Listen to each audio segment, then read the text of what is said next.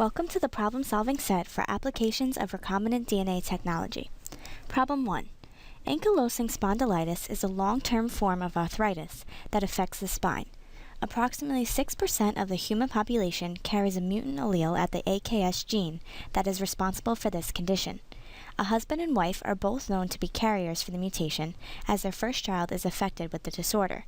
The couple is pregnant again, and a genetic counselor is trying to assess whether the new fetus is diseased, a carrier, or completely wild-type at this locus. Results from PCR and gel electrophoresis for a marker within the AKS gene are shown below. So, there's a few things that they tell us that we need to take stock of. First of all, both parents are carriers, and in order to be carriers, that means that this mutation must be recessive, right? So we can say that the AKS mutation is recessive,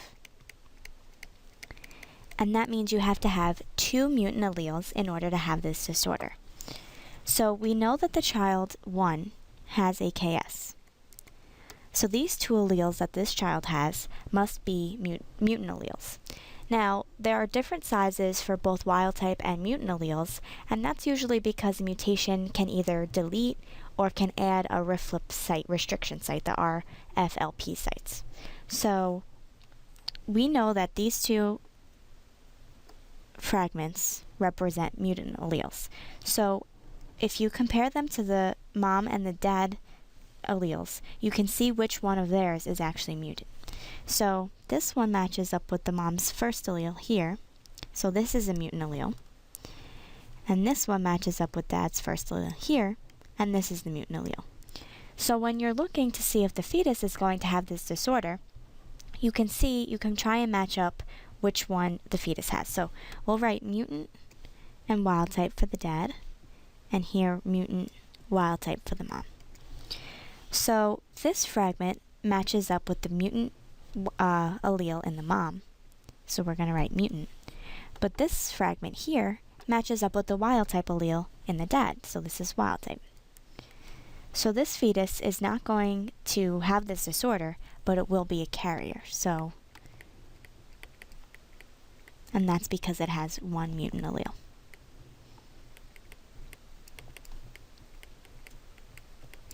So part A says determine the probability of the child to develop from this fetus having ankylosing spondylitis.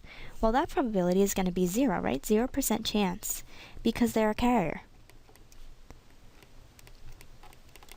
And because this is a recessive mutation, the only way to develop this disorder is to have both mutant alleles. Part B. If this child grows up and has a child of her own, what is the probability that her offspring will be affected with this disorder? So, we know that she's a carrier, right? So, she has a half chance of giving the mutant allele.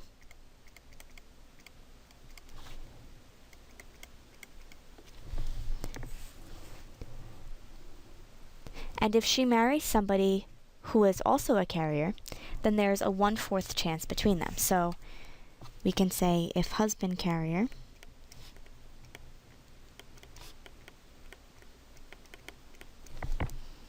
then there's a 1/4 chance of the child having AKS.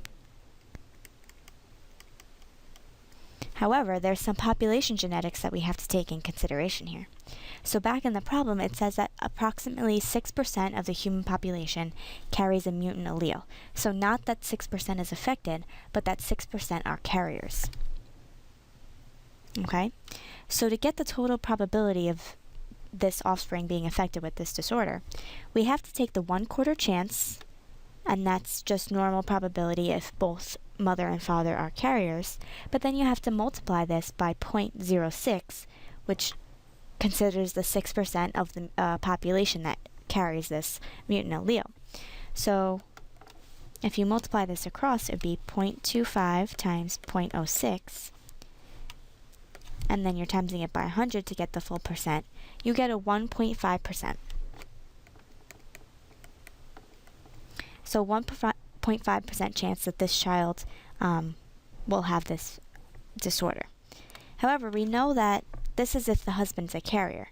But if the husband is affected with this disorder, they don't really tell us about population genetics here, but this is another condition. So if husband is affected,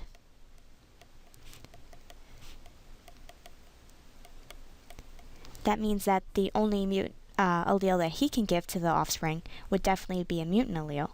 And then there's a half chance that the mother, who is a carrier, will give this mutant allele. So if their husband is affected, then there's a total of a half chance that the child will have ankylosing spondylitis. But we don't know any population information for this one, but these are the two options. Okay. Problem 2. Based on the DNA fingerprinting results shown below, who could be the father of the child? So in order to do this, you first have to compare the mother and the daughter, and then see which alleles match up between them. So I'm going to circle the ones in the daughter that don't match up. So the first one matches up with an allele from the mother, but this second fragment down doesn't have a match within the mother. Then the next fragment has a match, but this fourth one doesn't. The next has a match, and then this last one doesn't. So in order to find the father, and this is a paternity test really, you want to see which of the two men, possible fathers, have these matching alleles that don't match within the mother, and therefore you can see that that would be the father, the one that has these matching alleles.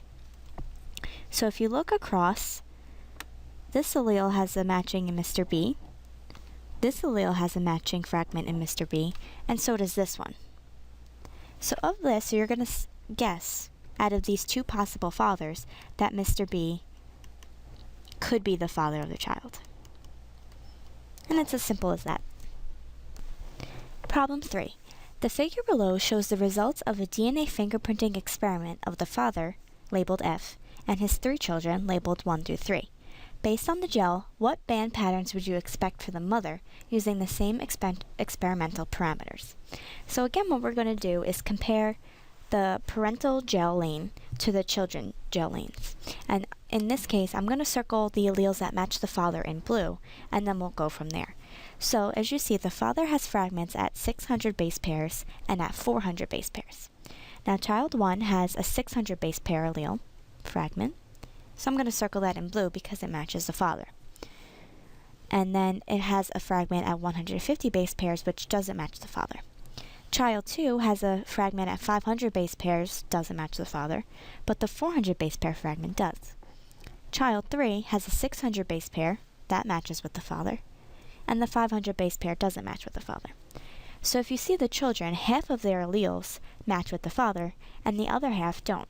So what are the missing alleles? We have a 150 base pair fragment that doesn't match with the father, and we also have a 500 base pair fragment that doesn't match with the father. So obviously these alleles must have come from the mother, which contributed half of their DNA material. So if we use the same experimental parameters, the pattern that we would see for the mother that we would expect to see a fragment at 500 base pairs, and we would also expect to see a fragment at 150 base pairs. Okay, and that's just using, again, simple comparison from the gel lanes using DNA fingerprinting.